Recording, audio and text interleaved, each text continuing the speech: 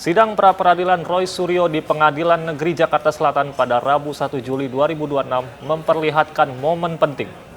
Roy Suryo memutar potongan video yang merekam detik-detik penangkapan oleh penyidik Polda Metro Jaya.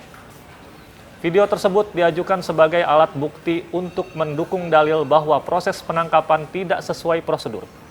Di sisi lain, Polda Metro Jaya menegaskan seluruh tindakan penyidik dilakukan secara sah berdasarkan surat perintah dan izin pengadilan.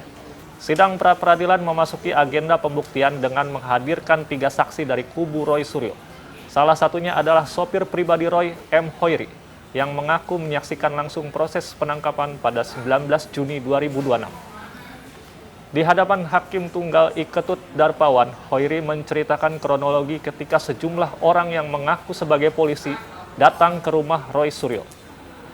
Menurut Hoiri, awalnya Satpam Kompleks datang lebih dulu untuk menyampaikan ada tamu yang ingin bertemu Roy Suryo.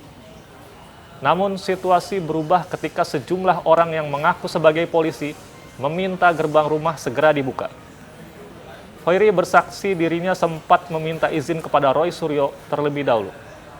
Akan tetapi menurutnya permintaan itu tidak diindahkan. Ia mengatakan polisi tetap mendesak agar pintu gerbang segera dibuka.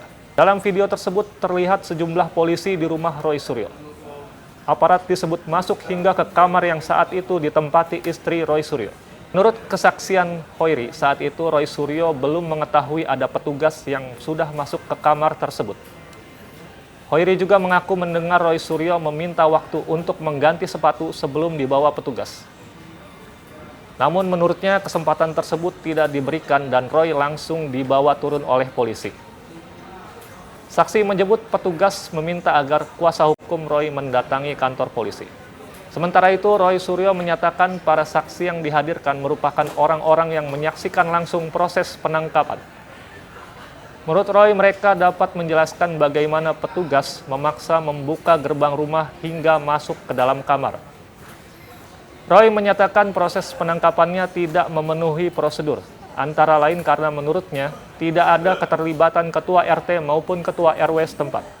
Selain itu, Roy mengaku sebagian besar petugas mengenakan penutup wajah sehingga dirinya tidak dapat mengenali mereka. Pelanggaran yang sangat fatal, kalau ada upaya paksa untuk pemanggilan atau bahkan penangkapan paksa itu seharusnya tetap mengikuti aturan yang berlaku ya, atau prosedur.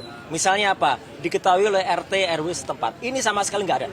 Sudah confirm RT RW setempat tidak mengetahui ada peristiwa itu. Dan bahkan saya sudah mengantisipasi andai kata tiba-tiba ada upaya untuk melakukan backdate. Jadi mereka dikirimi surat kemudian ditanggal mundur. Ya, sudah. Mereka sudah bilang RT RW-nya nggak akan dan tidak akan mau menandatangani backdate-nya. Yang kedua adalah soal satpam. Ya, satpam betul memang satpam diajak, tapi satpam ada 2 satpam yang digelandang ke rumah saya, digelandang. Ya, jadi artinya hanya ditunjuk surat kemudian diajak dan satpam itu sangat sopan, tidak masuk ke dalam rumah. Hanya di luar dan kemudian mereka lah yang sebenarnya minta izin. Tapi tiba-tiba para penyidik itu langsung masuk, langsung naik, bahkan langsung masuk kamar tidur. Di sisi lain, Polda Metro Jaya membantah tuduhan penangkapan tersebut melawan hukum. Dalam jawaban yang telah dibacakan pada sidang sebelumnya, Polda Metro Jaya meminta hakim menolak seluruh permohonan pra-peradilan Roy Suryo. Polda menyatakan tindakan penggeledahan dilakukan berdasarkan izin ketua pengadilan serta surat perintah penggeledahan. Karena itu, Polda Metro Jaya meminta hakim menyatakan seluruh tindakan penyidik telah sesuai ketentuan hukum yang berlaku. Putusan pra-peradilan pada 7 Juli 2026 nantinya akan menentukan apakah proses penangkapan dan penahanan Roy Suryo telah sesuai prosedur hukum atau tidak. Demikian headline iNews ID hari ini. Simak berita-berita terbaru hanya di inews.id. Saya Reza Fajri, sampai jumpa.